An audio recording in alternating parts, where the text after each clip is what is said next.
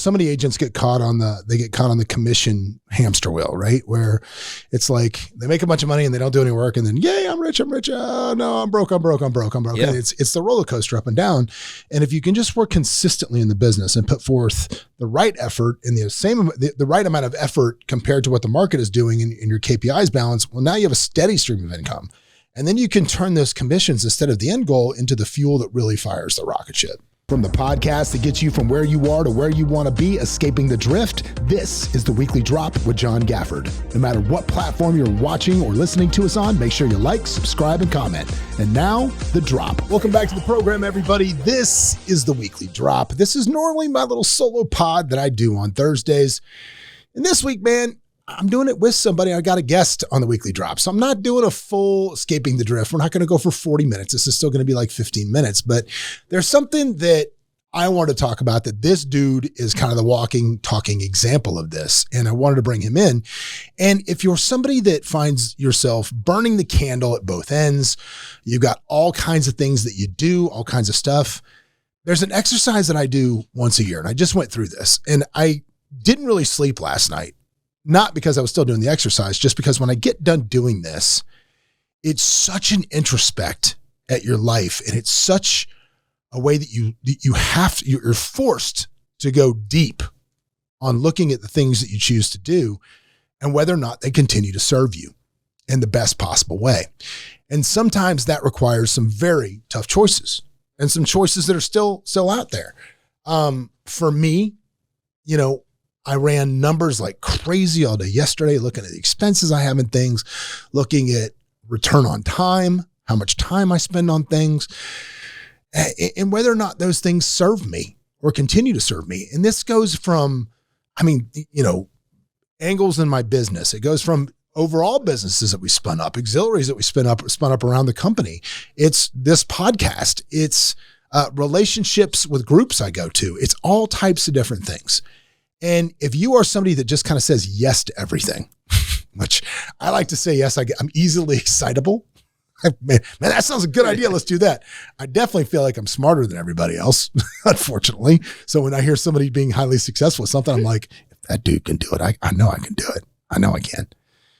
And like I said, we're going to get a little more of my personal journey on it, but welcome to the program, ladies and gentlemen. This is one of the guys that works at our company, and he is one of my aces. This is Jason Griggs. Jason. Round two, buddy. You've been on here before. And yes. Again, I grabbed you with this. I'm going to get to your story a little bit before I get to mine. But when we met, and you were essentially, I sent out an email. Actually, no, I got on Facebook because I walked in my son's room one night, and he was watching lacrosse, like college lacrosse. And I'm like, what are you watching? And he goes, I'm watching lacrosse. And I go, and he like just randomly found it on a channel. And he goes, I think I want to play this.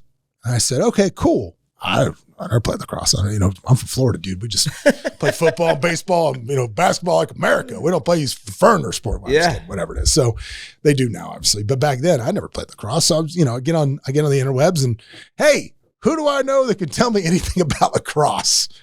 And Jason hit me right up. He was a realtor at another company, and he hit me right up and said, yeah, man, I can help you, dude. I actually coach the middle school team here, and used to be the high school coach, and I can help you with that. And literally helped teach my kid lacrosse and got him into it and helped us. And I'll be forever grateful for that. Medically DQ'd Hayden is, so his career got cut a little short with the bad ankles. Okay. But that's okay. That's all right. He had fun. He did have fun. He had a great time. And when we met, you were running your lacrosse business as a business, and it's your passion, dude. You've been doing this forever. Like you play lacrosse forever. Yep.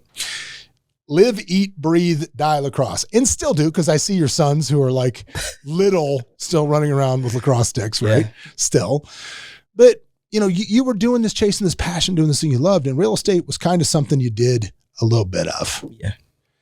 And you made a very difficult decision. I did. To let go of the lacrosse stuff, to let go of it. And dude, we were just laughing before we got on here, because if we'd had a reality show with how some of these parents treated him, it was amazing. I saw some of the worst behavior I've ever seen in my life out of adults at some of those meetings, and I don't miss them. No. I don't miss I mean, very rarely do I sit in a room and just kind of am speechless. There were times that I was just absolutely speechless in those rooms, but you took a lot of abuse from those folks. I did. And you let go of something you loved and you got headfirst into real estate and have just had, I mean, I'm talking about nuclear results.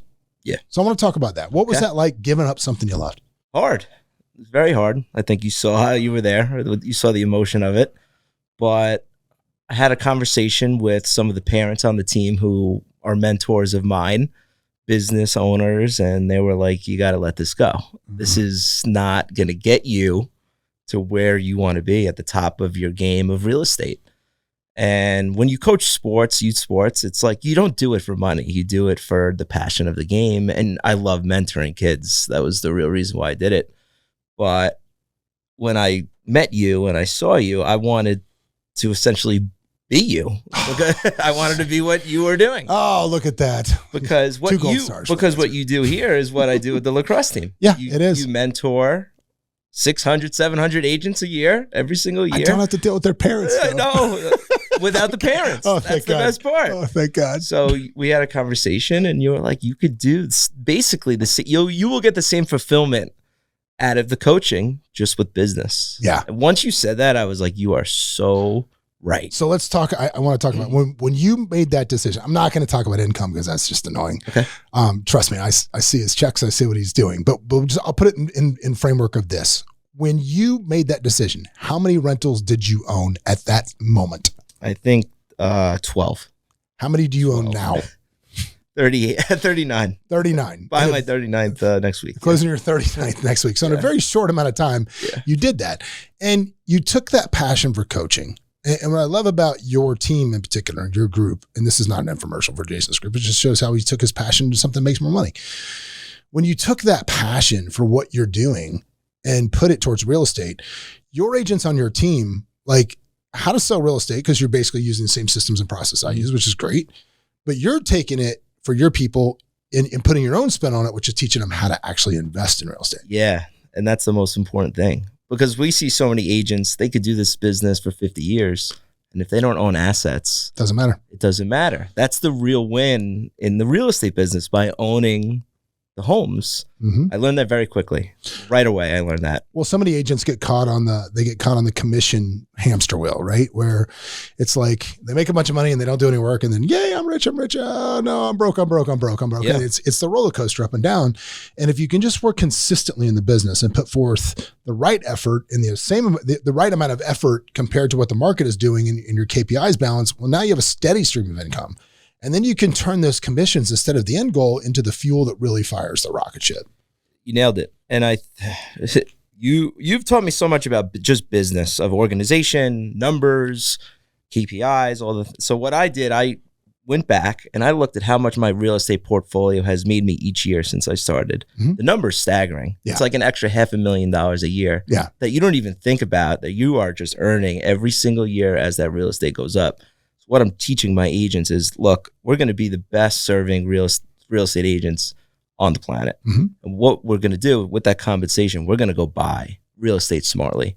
And in my opinion, there's no better place to buy real estate than Las Vegas. Yep. Got it. I love it. So, I mean, again, you look at all those things, and with my process of stuff, a lot of it is in the numbers as well. Because I think, you look at things, and unfortunately with me, like the decisions that I make, a lot of it is very intertwined. Like I do this because it needs to lead to this. And I do this because it goes with this. And I do this. And so it's these connected interwebs. And so, for example, this podcast is really designed, and it's a lot of work to do this, man. It's not easy. It's a lot of work. It's monetized, but it doesn't make me a ton of money, but the effort we put into it. But this is totally designed and totally put out there as an avenue to promote my book, right? So we're having the final bids come back on the book, which are coming back next week. Actually, they'll be back by 21st. All the people that want to publish it. And if none of those bids are to my liking, I'll probably just go the self-publishing route, because why would I pay a VIG? Mm-hmm. I'll just go the self-publishing route unless any of them are ridiculous or what I want. And then I don't know that I need this. Right. So it's like all of this stuff kind of goes together, and I love doing it because I love to give back. But if it's based on driving sales through a publisher, then, and if I don't need the publisher, then what? I don't need this. Right. And I think sometimes, as much as you love doing things, you have to ask yourself, is that serving you still? I think the main decision was I started my own family. Yeah. So it's like, my poor wife, Sammy, God bless her, she never saw me during the week. It was like, that was the full-time job. And we were kidding around the other day. Like, I never went to dinner during the week in 13 years. Ever. Because you're with the kids. I was coaching from 5 to 9 every single day and going to the Golden Knights game. So it's like another part of my life has like now opened. But the real thing that hit me was, how could I go and be on a field all day and not be with my own kids? Yeah. And that was like the real turning point where I was like, you know what? This is the right move. Yeah. Money aside, real estate aside, when you start your own family, I'm like, because there's coaches out there that aren't with their family. Buddy, you get 18 summers. That's it. 18 summers. That's what you get. And with the lacrosse team, I had amazing mentors. Amazing over the years. Awesome. Not everybody. Yeah. But some really good ones. Yeah. You're included. And that decision was made partially on business, but family. I want to build my own family. Yeah, I think that's part of that is this serving me. Is this particular thing serving me? And you look at, like, right now, I've got some things in front of me and some things that are out there where it's like, what you focus on grows always. And when your focus is too scattered, nothing grows right. And there were some things I looked at last night that I've been maybe a little lazy at looking at numbers on, that I was like, whoa, that ain't good. No, right. Like, whoa. Yeah. Okay. We got to get this in line fast, and we got, and steer the ship. And it's stuff that for years would have just been fine. Like, I just assumed it was fine. All of a sudden you're like, whoa, I gotta give that some attention.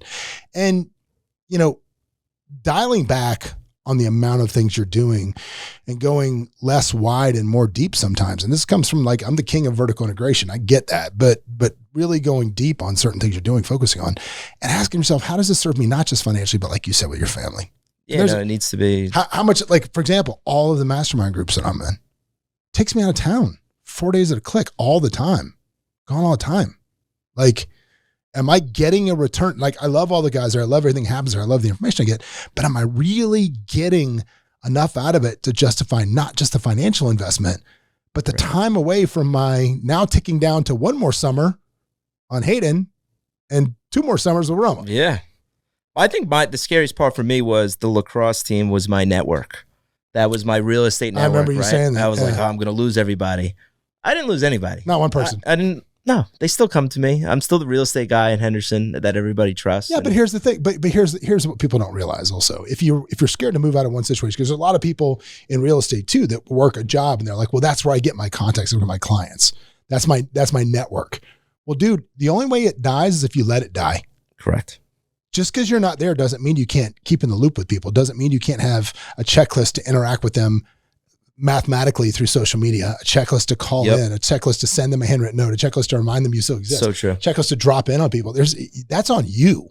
And then the second part of it was I elevated the people I was working with too. Yeah. So now you're working with, now that I don't have to, they're normal people. Right now I like working with athletes. Yeah. That's like one of my niches. So I like going to the UFC fights. I represent a lot of the UFC fighters now. That's my new network. Yeah. I'm in those rooms I'm going to LA this weekend to watch Marab, and fight's still going to be in LA? Still going to be in LA. Wow. And so he's going to bring me in all these different rooms with Aljo. Love it. And that's my new network now. And I realize that. So I'm at every single UFC event, and it's been a game changer. And you have time to do that. Yeah. Time. Yep. I've never gone to a UFC fight out of state with coaching. It's hard. I'm telling you, dude, this week, listen, if you are, again, I'm going to sum this up because I think we just reached a point where we've made our point, which is, hey, don't be scared to say no to stuff. I mean, for me, like, I think of it this way. One of my New Year's resolutions, if you will, was, if it ain't hell yeah, it's got to be hell no. Like, if you think of the yes on a meter, right? Where like you have like the green, like a meter in a car that you would see like on a dashboard of a car. And over here you have the green where you have the yes, right? And then over here you have the red, which is no. And like the very bottom is like, hell no. And the very far right is like, hell yes. And right in the middle is like, I mean, I don't know, maybe, yeah, okay. Yeah. Right? How much shit do you say yes to that's in that middle? Yeah, okay. So true. Yeah, okay, why not? Like, dude, if you just look at things like it's got to be all the way red line and hell yes for me to say yes, how much better would your life be? Because we get inundated with all this crap that we just kind of agree to that doesn't really do it for us. And then it doesn't spark any type of energy that we put into it. And I know there's way too much of that stuff in my life. I know there is. And I guarantee there's too much of it in yours. Every time I think about I'm busy, I think about how busy you are. And I'm like, I reel myself back in. No, well, dude, yeah, but it's stupid. Sometimes it's just stupid. Right, it's too much.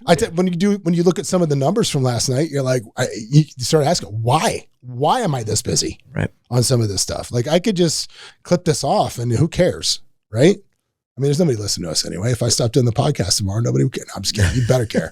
If I ever stop doing this podcast, there better be public outcry. That's what I want. I want public outcry.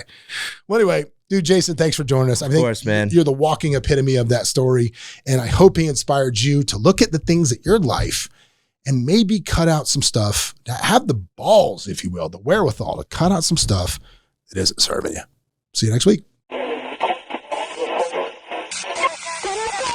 What's up, everybody? Thanks for joining us for another episode of Escaping the Drift. Hope you got a bunch out of it, or at least as much as I did out of it. Anyway, if you want to learn more about the show, you can always go over to escapingthedrift.com. You can join our mailing list. But do me a favor, if you wouldn't mind, throw up that 5-star review, give us a share, do something, man. We're here for you. Hopefully you'll be here for us. But anyway, in the meantime, we will see you at the next episode.